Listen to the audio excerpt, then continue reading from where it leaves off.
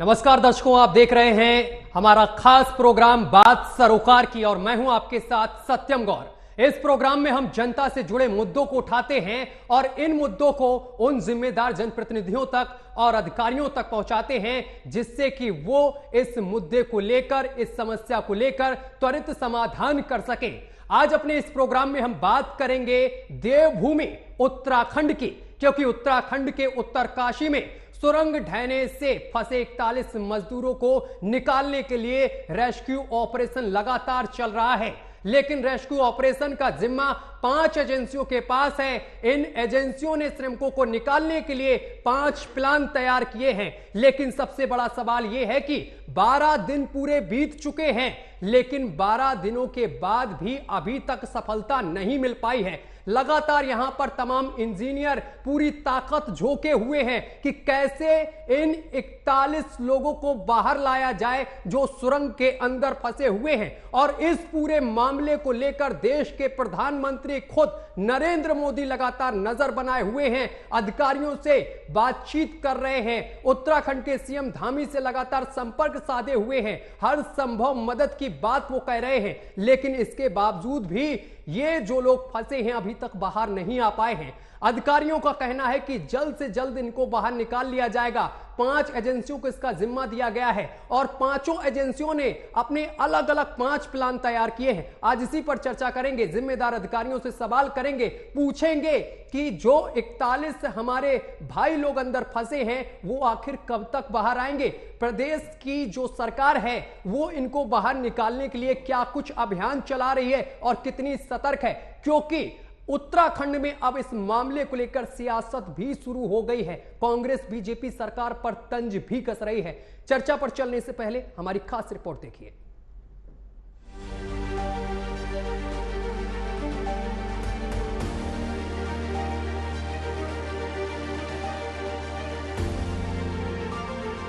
उत्तराखंड के उत्तरकाशी में सुरंग ढहने से फंसे 41 मजदूरों को निकालने के लिए रेस्क्यू ऑपरेशन चलाया जा रहा है। रेस्क्यू ऑपरेशन का जिम्मा 5 एजेंसियों के पास है। इन एजेंसियों ने श्रमिकों को निकालने के लिए 5 प्लान तैयार किए हैं। उधर केंद्र सरकार ने सभी एजेंसियों से अब तक उनके द्वारा उठाए गए कदमों के बारे में जानकारी मांगी है। मजदूरों तक लगातार खाने पीने की चीजें पहुंचाई जा रही हैं। इन मजदूरों को मल्टीविटामिन, आश्वाद रोधी दवाओं के साथ साथ सूखे मेवे और मुरमुरे भेजे जा रहे हैं ताकि ये मजदूर टनल में सुरक्षित बने रहें। मजदूरों को ये सब 1-4 इंच के पाइप के द्वारा भेजा जा रहा है। इसके अलावा टनल में बिजली चालू है। ऐसे में यह गनीमत है कि सुरंग के जहां मजदूर फंसे हैं वहां रोशनी है। इसके अलावा एक पाइपलाइन भी है, इससे मजदूरों को पानी भी मिल पा रहा है। दरअसल उत्तरकाशी जिला मुख्यालय से करीब 30 किलोमीटर की दूरी पर स्थित सिलक्यारा सुरंग केंद्र सरकार की महत्वाकांक्षी 4 धाम ऑल वेदर सड़क परियोजना का हिस्सा है। ब्रह्मखाल यमुनोत्री राष्ट्रीय राजमार्ग पर बन रही यह सुरंग 4.5 किलोमीटर लंबी है। 12 नवंबर को सुरंग का एक हिस्सा ढह गया। इससे मजदूर सुरंग के अंदर ही फंस गए। इन्हें निकालने के लिए 9 दिन से रेस्क्यू ऑपरेशन जारी है, लेकिन अभी तक कोई खास सफलता नहीं मिल सकी है। सड़क परिवहन और राजमार्ग सचिव अनुराग जैन ने बताया है कि पहले दिन से ही मजदूरों तक मल्टीविटामिन, अवसाद रोधी दवाएं और सूखे मेवे भेजे जा रहे हैं। उन्होंने बताया है कि सुरंग के अंदर 2 किलोमीटर हिस्से में पानी और बिजली है। इससे पहले केंद्र सरकार ने शनिवार को एक उच्च स्तरीय बैठक भी की थी। केंद्रीय मंत्री नितिन गडकरी ने कहा है कि हमारी प्राथमिकता उनकी जान बचाना है। काम युद्ध स्तर पर चल रहा है। हम 6 इंच के पाइप के जरिए ज्यादा खाना, पानी, ऑक्सीजन भेजने की कोशिश कर रहे हैं। 42 मीटर तक काम हो चुका है और जल्द ही उन तक पहुंच जाया जाएगा। अभी तक केवल काजू, पिस्ता और मेवे ही भेजे जा रहे हैं। अब हम 6 इंच के पाइप के माध्यम से रोटी, सब्जी और अन्य खाद्य पदार्थ भेज सकेंगे। Bureau report, AMB network.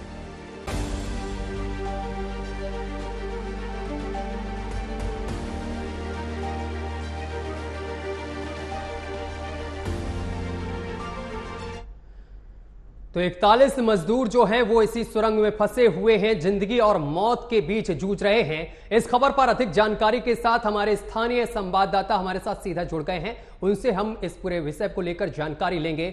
क्या कुछ अभी जानकारी मिल रही है और कब तक इन लोगों को योगेश निकाल लिया जाएगा? यही इंतजार है कि आखिर कब जाकर जो ये मजदूर फंसे हुए हैं, 41 मजदूर, पहले 40 थे, अभी एक बढ़कर जो है संख्या अब 41 हो गई है। जो अभी तक जानकारी आई है वो 40 मजदूर आखिर कब बाहर निकलेंगे, हर किसी को सिर्फ यही इंतजार है। सबसे बड़ी बात यह है कि दिन गुजरते जा रहे हैं, 9 दिन हो चुके हैं। पहले जिस तरह से लग रहा था कि शायद 2 या 3 या 4 दिन में ये पूरी की पूरी स्थिति जो है वो सही हो जाएगी, मजदूरों को बाहर निकाल लिया जाएगा, लेकिन अब दिन ब दिन जो है वो बढ़ते जा रहे हैं। 9 दिन हो चुके हैं और उम्मीद यह है कि ये धीरे धीरे जो है दिन जो है वो आगे ना बढ़े, हर किसी को यही है। खुद मॉनिटरिंग की अगर बात करें तो आला अधिकारी तो वहां पर मौजूद है ही। मुख्यमंत्री पुष्कर सिंह धामी लगातार बातचीत कर रहे हैं, वहां पर नितिन गडकरी पहुंच चुके हैं, प्रधानमंत्री मुख्यमंत्री से बातचीत कर रहे हैं और कोशिश सिर्फ यही है कि जल्द से जल्द जो मजदूर फंसे हुए हैं अंदर उन्हें बाहर निकाल दिया जाए। योगेश, बताया जा रहा है कि 5 कंपनियों को, 5 एजेंसियों को ये जिम्मेदारी दी गई है इन मजदूरों को बाहर निकालने के लिए, और इन कंपनियों ने जो पहुंची हैं वहां पर एजेंसियां, इन्होंने 5 प्लान तैयार किए हैं। तो इन एजेंसियों की तरफ से कोई बयान सामने निकल कर आया है कि कब तक सफलता मिल जाएगी? क्योंकि लगातार लगे तो हुए यहां पर लोग निकालने के लिए, तमाम इंजीनियर, लेकिन सफलता नहीं मिल पा रही, कहीं मशीन खराब हो जा रही है, यानी कि जैसे जैसे कड़ी आगे बढ़ती है तो कहीं ना कहीं कठिनाई लगातार देखने को मिल रही है। नहीं, बिल्कुल, आपने बिल्कुल सही कहा। 5 जो अलग अलग कंपनी है उनको जिम्मेदारी दी गई है। कोई भी बात तो अभी फिलहाल मीडिया से नहीं करेगा, क्योंकि इस तरह के जिस तरह से ये ऑपरेशन चल रहा है उसमें कोई भी मीडिया से बात नहीं कर रहा है। सीधे तौर पर अगर बात करें तो मुख्यमंत्री के बयान आ रहे हैं, मुख्यमंत्री लगातार वो बातचीत कर रहे हैं, उनकी तरफ से प्रेस रिलीज जारी की जा रही है, जो अलग अलग जो सूचना विभाग है उसके द्वारा प्रेस रिलीज जारी की जा रही है। लेकिन इतना जरूर है कि 5 से 6 प्लान पर काम किया जा रहा है।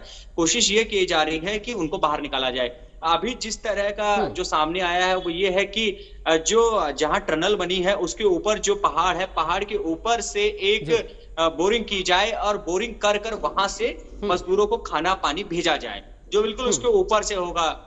उसके साथ ही एक जो है वो सामने से रास्ता बन रहा है, जिस रास्ते में जो पूरे के पूरे, जिसमें पहले भी आपको बताया था कि 20 से 25 मीटर उसमें खुदाई हो गई थी, जहां पर मलबा गिरा था। उस मलबे से भी जो है वहां से भी रास्ता बनाने की कोशिश की जा रही थी, लेकिन मशीन खराब हो गई। उसके बाद नई मशीन मंगाई जा रही है, नई मशीन जैसे ही पहुंचेगी फिर से काम शुरू हो जाएगा। उसके साथ ही अन्य वैकल्पिक जो मार्ग है वो बनाने की कोशिश की जा रही है। यानी कोशिश ये की जा रही है कि किसी भी तरह से वो मजदूर जो वहां पर फंसे हुए हैं उनको बाहर निकाला जाए। योगेश, अब जिस तरह योगेश, आप स्थानीय हमारे संवाददाता हैं वहां से, लेकिन इस वक्त जो व्यूअर्स हमारे इस वक्त हमें देख रहे हैं वो इस वक्त ये जानना चाहते हैं आपसे कि अभी जो 41 मजदूर अंदर फंसे हुए हैं उनकी स्थिति क्या है? नहीं, बड़ा जो चैलेंज खड़ा होता है यही है। मैं पहले दिन से ये कह रहा हूं कि जो चैलेंज खड़ा होगा वो यही होगा कि मजदूर तो एक न एक दिन बाहर निकलेंगे, चाहे वो 9 दिन में निकले, 10 दिन में निकले या फिर 15 दिन में निकले, मजदूर निकलेंगे। लेकिन योगेश, क्या वो सुरक्षित हैं अंदर? क्या उनको किसी भी तरीके की परेशानी तो नहीं हो रही अंदर? क्योंकि अंधेरे वाली जगह बताई जा रही है और अभी अंदर का अनुमान भी नहीं लगाया जा सकता कि किस तरीके से वो लोग वहां पर रह रहे हैं। नहीं, अंधेरा बिल्कुल नहीं है, उनके लिए लाइट की व्यवस्था की गई है। वहां पर लाइट है क्योंकि पूरा एक प्रोग्राम चल रहा था। वहां पर एक टनल बन रही है लगभग 4.5 किलोमीटर की, तो अंदर व्यवस्था है, वो बंद जरूर हो गई है। उनके सामने खाने पीने रहने की कोई परेशानी नहीं है, उनके सामने है मेंटल चैलेंज। उनके लिए उनको जो है मेंटली वहां पर कितना स्ट्रांग रहना पड़ेगा, क्योंकि आप अंदाजा लगा सकते हैं कि एक पूरी तरह से बंद गुफा के अंदर वो लोग हैं, रास्ता बंद हो गया है और वो अंदर है। 41 है, क्या सोच रहे हैं वो लोग, क्या समझ रहे हैं, एक दूसरे से क्या बात कर रहे हैं, वो लोग कैसे एक दूसरे को समझा रहे हैं, ये किसी को पता नहीं है। अंदर क्या कुछ चल रहा है ये किसी को पता नहीं है। यही सबसे बड़ा चैलेंज है। कल अगर बात करें तो जो जिस एक प्रेस रिलीज आई थी उसमें बताया गया था कि एक मनोवैज्ञानिक को नियुक्त किया गया है। बिल्कुल मैं शुरू से ये बात आपसे कह रहा था कि मनोवैज्ञानिक को नियुक्त करना पड़ेगा, लेकिन मनोवैज्ञानिक अभी बाहर से क्या बात करेगा, जहां पे टेलीफोन से बातचीत नहीं हो पा रही है, एक पाइप के जरिए बातचीत हो रही है, तो मनोवैज्ञानिक या पाइप के जरिए बात करके अपनी जो वहां मजदूर फंसे हैं उनको समझा पाएंगे? बड़ा चैलेंज है।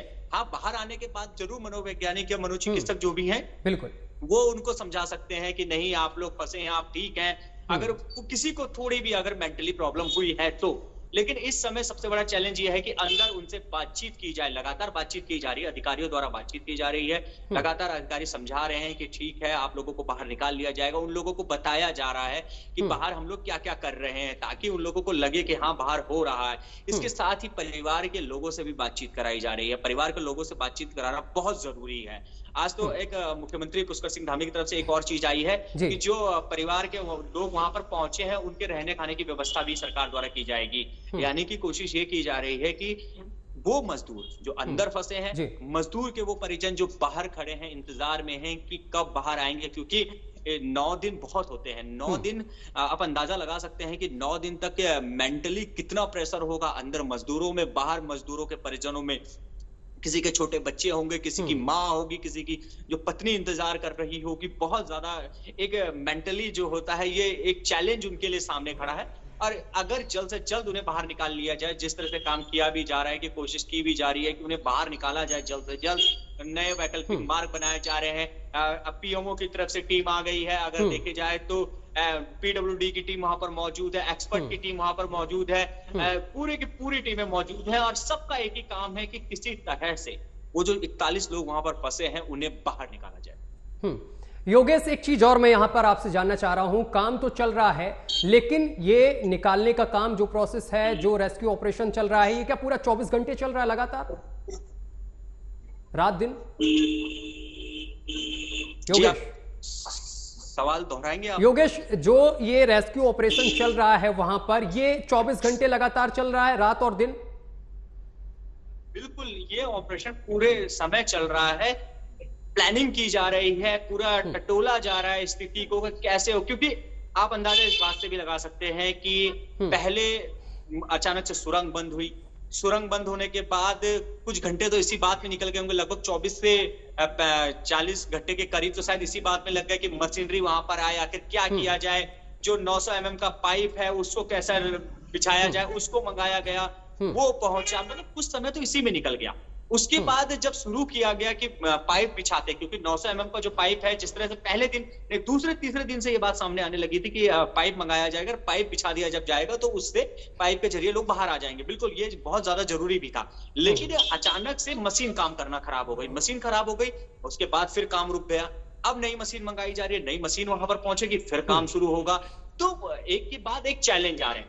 आप हिमालयन ट्रेन को जब बात करते हैं हम हिमालय क्षेत्र की, तो अंदाजा इस बात से लगा सकते हैं कि हिमालय जब हम देखते हैं, कश्मीर से लेकर जब हम नॉर्थ ईस्ट तक जाते हैं, जो हिमालय की पूरी रेंज है वो अलग अलग रेंज है। अगर हम हिमालय की रेंज की बात करें तो उत्तराखंड की जो रेंज है वो सबसे जो यंग हिमालय है उसमें से एक आता है, मतलब बिल्कुल एक न्यू यंग हिमालय है। और उसमें भी अगर उत्तरकाशी को हम देखें तो उत्तरकाशी बहुत ही ज्यादा यंग हिमालय माना जाता है, यानी कि वहां की जो मिट्टी है वो अभी भी इतनी मजबूत नहीं है।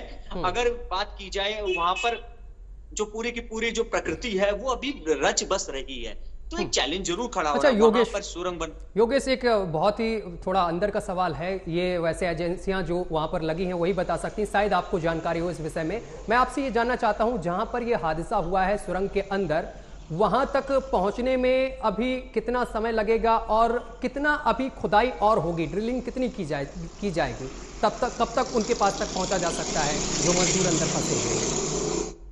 बिल्कुल, यही सबसे बड़ा सवाल है। हर कोई यही सवाल जानना चाहता है कि आखिर कितना समय। एक पुख्ता जब जानने की कोशिश की जा रही है कि क्या आपके पास टाइम है, आप बता दीजिए कि 15 दिन लगेगा, 10 दिन लगेगा, 5 दिन लगेगा, क्या समय है, आप समय बता दीजिए। तो किसी के पास ये जवाब नहीं है, क्योंकि इसका जवाब कोई दे नहीं सकता है कितना समय लगेगा। योगेश, मैं रोकूंगा आपको यहाँ पर। हमारे साथ केदार सिंह जुड़ गए हैं, पूर्व विधायक हैं उत्तरकाशी से कांग्रेस के। सर, जो ये हादसा हुआ है इसको लेकर आप क्या कहेंगे? सरकार तो पूरा प्रयास कर रही है लेकिन असफलता ही मिल रही है लगातार। देखिए, सरकार की तरफ से जी कोशिश की जा रही है। माननीय मुख्यमंत्री जी वहाँ पे स्वयं गए हैं 2-2 बार, और केंद्रीय जो भूतल परिवहन मंत्री हैं नितिन गडकरी जी भी दौरा कर चुके हैं, राज्य मंत्री केंद्रीय सिंह दौरा कर चुके हैं, और प्रधानमंत्री कार्यालय के से भी वरिष्ठ अधिकारी सलाहकार जो है सब बराबर दौरे पे हैं और संपर्क में हैं। तो जो भी प्रयास किए जा सकते हैं जी, वो जो है चल रहे हैं। हाँ, इतना जरूर है कि पहले जो अनुमान थे कि वो जो है जल्दी ही, क्योंकि 21 मीटर तक तीसरे चौथे दिन पहुंच गए थे ड्रिल करके जी, पाइप जो है, लेकिन उसके बाद जो है ये था कि भाई 60 मीटर में जो है जल्दी 1-2 दिन में जो है पहुंच जाएंगे, लेकिन कुछ बीच में मशीनों में तकनीकी खराबी आ गई, मशीनें बदलनी पड़ी, फिर मशीनें भी जो है वो बाय एयर जो है दिल्ली से करनी पड़ी, फिर यहाँ पे जो चिनाली छोड़ में जो हवाई पट्टी है जी, वहाँ से हवाई अड्डे से जो है फिर मोटर मार्ग से जो है वहाँ तक पहुँचानी पड़ी। तो अब जो नितिन गडकरी जी का दौरा परसों था जी, कल था, तो उसमें उसके बाद बहुत तेजी आई है और ऑप्शंस बदले हैं। पहले 5 अब 6 ऑप्शंस जो हैं, 6 विकल्प जो है वहाँ उन तक फंसे हुए मजदूरों तक पहुँचने के लिए खोजे गए हैं, और उसमें बड़ी तेजी से काम चल रहा है, जिसमें लेटरली भी 2 होल किए जा रहे हैं, वर्टिकल होल किए जा रहे हैं, और जो पहले जो कार्रवाई चल रही थी मलबे के भीतर से वो भी चल रही है जी। तो प्रयास पूरा किया जा रहा है। अब क्या है कि उसमें कितना समय लग सकता है, अनुमानतः 2 दिन भी लग सकते हैं, और अनुमान ये भी जताया जा रहा है कि 1-2 दिन और डिले हो सकता है। जहां तक अंदर जो मजदूर फंसे हुए हैं 41 उनके जीवन का प्रश्न है, तो उनसे बात चल रही है पाइप के माध्यम से, और सब लोग सुरक्षित हैं। थोड़ा बहुत कुछ स्वास्थ्य की परेशानी कुछ लोगों को हुई, तो उसके लिए दवाएं भी जो है उनको वहाँ पे मुहैया की जा रही हैं। ठीक, और केदार सिंह जी, लेकिन 41 जिंदगियां अभी भी फंसी हुई हैं और जिंदगी और मौत के बीच जूझ रही हैं। ऐसे में आपको क्या लगता है, इसमें कहीं ना कहीं लापरवाही बरती गई है? क्योंकि ये बड़ा यहाँ पर लापरवाही एक तरीके से देखने को मिल रही है। 41 लोग अंदर फंसे हैं, कहीं ना कहीं कंपनी की लापरवाही आपको लगती है, जो कंपनी यहाँ पर काम करा रही थी? देखिए, ये तो निश्चित है कि जो मोटे तौर पे मेरे संज्ञान में आया है उसमें पहले जो ह्यूम पाइप इसमें डला हुआ था, बिल्कुल बिल्कुल, उसको निकाल लिया गया। बताया गया है कि उसको जो पिछले वाले प्रोजेक्ट मैनेजर वहाँ पे थे उनके टाइम पे ये था, और जो नए वाले प्रोजेक्ट मैनेजर जो कंपनी के जो वहाँ पे हैं, जो कंस्ट्रक्शन कर रही है नवयुगा, और उन्होंने जो है ह्यूम पाइप हटा दिया। तो किस वजह से हटाया, किसकी राय पे हटाया, क्या टेक्नीशियंस की राय पे हटाया, या किस वजह से हटाया? तो देखिए, अगर वो ह्यूम पाइप होता तो ये जो हादसे में लोग फंसे हुए हैं आ जाते। इसीलिए वो डाला रहता है पहले से भी कि in case of any emergency तो वो जो है काम आता है, तो उसको क्यों हटाया गया?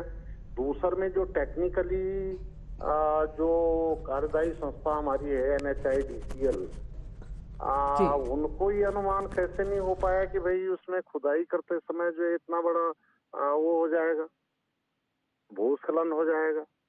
क्यों नहीं जो है अब क्यों खुदाई करते गए? देखिए, शुरू में जहां तक मेरी जानकारी है, शुरू में भी जब टनल बन रही थी तो ऐसी घटनाएं हुई थी, और उसमें साथ ही साथ ये होता था कि एक्सकेवेशन का काम भी चलता था, और साथ ही साथ जो है उतने ही एरिया में, छोटे एरिया में प्लास्टरिंग का काम भी चलता था। ठीक है केदार सिंह जी, लेकिन अब ह्यूम पाइप की जो बात सामने निकल कर आई है, इसको लेकर जब कांग्रेस से मैंने सवाल पूछा था, उनका कहना था कि बीजेपी इस पूरे काम को लेकर लापरवाही कर रही है। आज 10 दिन से अधिक हो गए हैं, अभी तक मजदूर बाहर नहीं आ पाए हैं। दरअसल बीजेपी के जो दिग्गज नेता हैं वो चुनाव प्रचार में व्यस्त हैं। नहीं, देखिए, ऐसा है, राजनीति अपनी जगह पे है, न बीजेपी की गलती है न कांग्रेस की गलती जी। गलती तो एक्सपर्टीज की है और जो काम करने वाली जो कंपनी है उसकी है। बीजेपी या कांग्रेस थोड़ी उस काम को देख रही है, वो टेक्नीशियंस थोड़े हैं। तो इसमें मैं ये निवेदन करना चाहूंगा सभी अपने पॉलिटिकल साथियों से। जी। अभी मुझे संबद्ध करते हुए ये कहा गया कि मैं कांग्रेस का विधायक, मैं बीजेपी से रहा हूँ विधायक। जी जी। और इस समय भी बीजेपी से लड़ा था, हार गया, लेकिन पहले मैं 7 से 12 तक कांग्रेस से भी विधायक रहा हूँ। हाँ हाँ। तो मैं इसलिए कह रहा हूँ निष्पक्ष रूप से कि उन 41 जिंदगियों का सवाल है, और इसी तरह से देश में जो और निर्माण होंगे उसका भी सवाल है। बिल्कुल। अरे उस पे प्रश्न चिन्ह उठता है। तो इसमें टेक्नीशियंस और जो कार्यदायी संस्थाएं हैं, NHIDCL है, और जो वहाँ पे कंस्ट्रक्शन जो कंपनी है, उनके टेक्निकली जो है उनकी वो है। अब उसमें बीजेपी या कांग्रेस के लोग थोड़े वहाँ पॉलिटिकल पार्टीज के लोग जो है उसका सुपरविजन कर रहे हैं या मॉनिटरिंग कर रहे हैं।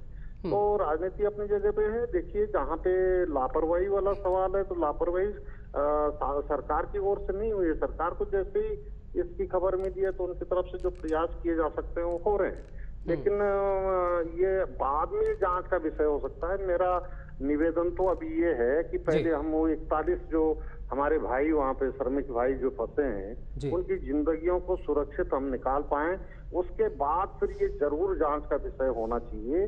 और ये सरकार को भी और जो एडमिनिस्ट्रेशन है उसको भी देखना पड़ेगा कि जांच करके जो है जिसकी भी लापरवाही है, ताकि ऐसी घटनाओं की पुनरावृत्ति देश में फिर से ना हो। बिल्कुल, उसका जो है मैसेज जाना चाहिए। बिल्कुल। लेकिन सर, मेरा आखिरी सवाल आपसे ये है कि इन 41 जिंदगियों को निकालने के लिए आखिर अभी कितना और वक्त लगेगा? सरकार किस तरीके से काम कर रही है इनको बाहर निकालने के लिए, कोई पूरा देश जानना चाहता है। आज 10 दिन से अधिक हो गए हैं, लोगों के मन में यही एक शंका बनी हुई है, आखिर इन लोगों को कब बाहर निकाला जाएगा और ये कब अपने परिवार से मिल सकेंगे? देखिए, निश्चित रूप से कल माननीय गडकरी जी के जो मीटिंग ली उन्होंने साइट पे आकर के, उसके आधार पे जो उन्होंने एक्सपर्ट से सलाह ली, एक्सपर्ट से राय ली और उनका मार्गदर्शन जो किया, तो उससे तो ये निकल के आया कि 2 से 3 दिन के अंदर जो है ये सफलता मिल सकती है। लेकिन हो सकता है एक आध दिन और डिले हो जाए। और ऊपर वाले से, ईश्वर से यही प्रार्थना है कि मशीन जो अगर मशीन है उसमें खराबी ना आए, क्योंकि कहीं पे जो है सॉफ्ट रॉक है तो कहीं पे हार्ड रॉक से वो टूट जा रहा है मशीन का जो पार्ट है। तो उसमें अब ये भी कहा गया था कि इस समस्या से निपटने के लिए ड्रोन्स की मदद दी जाए, या उसकी जो हम ये कहते हैं क्या इसका आपका रोबोट, ये जो रोबोट की भी जो है मदद ली जाएगी। और रोबोट जो है ये इंडिकेट करेगा वहां से कि कहाँ पे भाई हार्ड रॉक लगने वाली है, कहाँ पे जो है सॉफ्ट रॉक लगने वाली है। तो उस तरह से मशीन जो है तो उसकी तैयारी जो है हो।